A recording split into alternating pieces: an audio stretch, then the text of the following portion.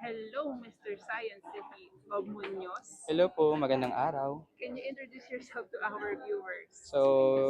Good afternoon. I'm Angelo Radalial, 25 years old from the Science City of Muñoz. All right. First of all, congratulations. You're one of the darlings of the press. Maraming salamat po. Ano nararamdaman natin? Actually, kinakabahan po.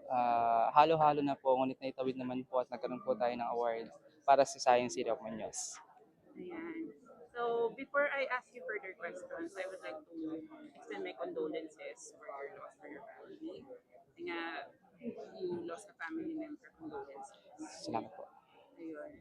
But anyway, who do you dedicate this your participation dito sa Mr. Nueva Ecija? So actually, this is for my lolo. Mm. Even though nung nabubuhay siya, he's not support me for this kind of event. And pinilit ko pa rin na lumaban at sumali sa iba't ibang pageant. And now, pinupurso na naman yung sarili ko dito sa Mr. Nueva Ecija. Ngayong wala na siya, I know na masaya siya sa natanggap ko ngayong araw. Kahit na siya ay nasa itaas na at nasa ating Panginoon, naway patuloy niya akong suportahan sa aming darating na ibang event. Ayan. I wanna commend you kasi kanina nga mukhang masaya ka. You are the candidate number one. You set the mood, set the tone na positive and happy. Kaya nga natanong kita no second Yes sir, ay yes ma'am. I'm sorry and I thank you for sa pagtanong po. worries. But yeah, going back, dahil from the easy question, tatanungin naman kita kasi curious ako, bakit Science City of Muñoz ang pangalan ng Muñoz?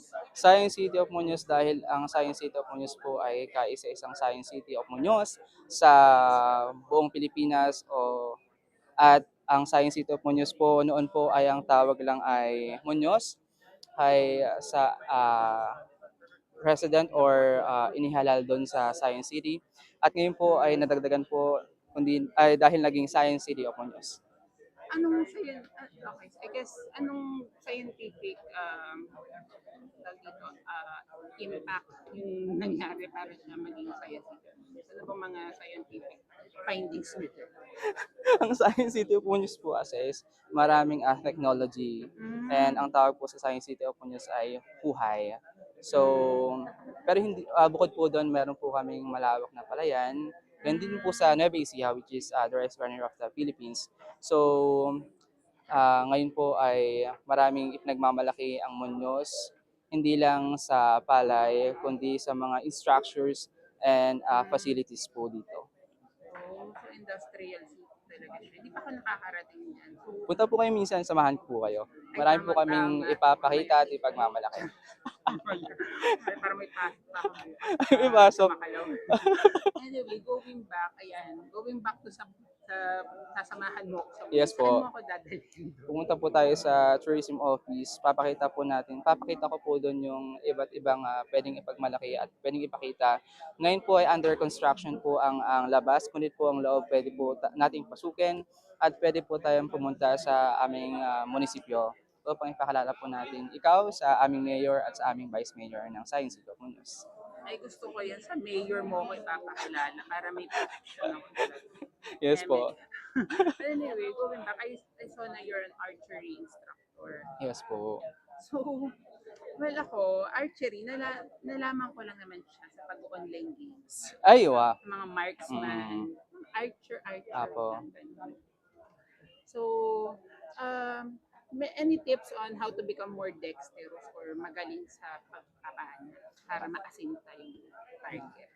Ah, Nag-archer po ako since 2020. Hindi naman po madali ang Mm-mm. pagkakaroon ng sport ng archery. Ito po ay binubuhos natin ang ating araw upang matutunan ito. Hindi lamang araw, kundi buwan, kundi taon. Ngayon po ay pinupurso ko po na magturo ng archery sa Kieran Archery at magkaroon kami ng mas maraming member.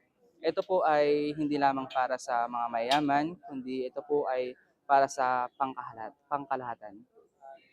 Ayan. Pero napaka-rare niya. No? Although ako Yes po. nakapag-archery na ano na kami, battle na kami ng mga kaopisina Yes ko. po. Eh. Yung talagang nag-ano kami, pinapana namin isa't isa. Tapos may nag-i-escort sa Quezon City. Kamusta po yung experience nyo doon? Actually, this is my Masakit sa stress katawan. reliever po. Sa pagtuturo at sa pag archery, stress reliever po namin. Mm. Opo, mas sakit na masarap po. Kayo yung nawala yung stress, pero ako na-stress ako. Ano yung stress? Init. Hindi po siya talaga madali para Big sa akin target din. ako eh. Opo, pero natutunan ko po siya sa pagyabong ng panahon na palagian pong humahawak ng arrow at bow at pagsali sa national competition. Nagagamit mo ba yung skill na yun? Nangangaso ka ba? Hindi po, actually hindi po siya pwedeng pangaso. Ah, Ibang gamit po ng bow 'yon. okay. Kasi normally ang ano archery, pangangaso rin. Ay yes po. Pero iba po 'yan. I think ang ginagamit po doon ay wooden bow. Ang ginagamit po namin kasi is metal. And Oo. just for compete. Bigat nun eh. Bigat po siya. I Bigat think yung siya. sa akin ay 40 pounds. 40 Mm, pounds. bongga. Pero, ayan. So, um, going back to you, what is your message to all of your supporters, especially na you are one of the front runners of this competition?